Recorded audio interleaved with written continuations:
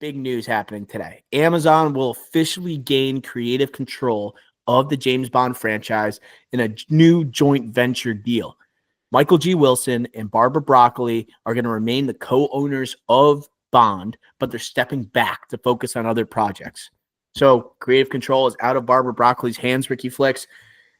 Amazon taking on this iconic franchise. I just want to say straight up, how reminiscent is this of, let's say, Lucasfilm being acquired by Disney, right? And like full creative control, like given to Disney, during that sale in the late 2010s. How close is it? Or mid 2010s?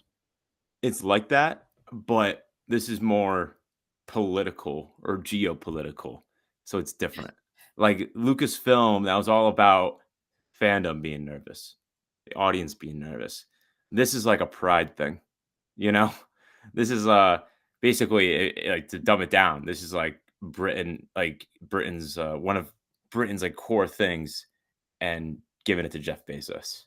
I like that tweet where he was saying after the acquisition and basically the creative control going to Amazon, he was like, who's going to play the next Bond? Like he's leaving it to the American people, And he's not even the CEO of Amazon anymore. So it's just like, it's a bad look, but let me spin zone this for a second. Tacky question, by the way. That was tacky.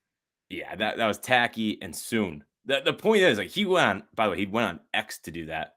Just take a note of that. And he did that within the hour of this press release. So, like, I just keep tabs on that. But here's the spin zone here for this. So, yes, you get a studio streamer that gets control of one of not only Britain's, but Hollywood's prize assets. They've had control they've had the rights for a while now, right? But now they get control of the actual narrative. So that's bad, right? Thinking out loud. But the spin zone here is that Amazon has been committed to the movie theater experience, and they remain committed to the audience. And I think that they're going to honor James Bond as best as they can. So what are they going to do most likely? They'll probably they're an efficient company. We're going to have a James Bond announcement soon. That 2025 storyline that we were like, is this going to get pushed to 2026? And all the chaos with Barbara Broccoli and Michael G. Wilson, and how we still don't have a Bond, even though it's been allegedly Aaron Taylor Johnson for years. It's like, we're finally going to get an answer. So that's a positive. And Amazon will honor the movie theater experience and honor James Bond. And James Bond won't get a series, won't get like straight to streaming. It's going to get a movie theater experience, normal, like 90-day window, whatever. The only thing that's probably this gets added to is more efficiency, and then maybe like an M spinoff or without James Bond, just like all these other spinoff shows or movies that might hit streaming, and we still protect the James Bond brand.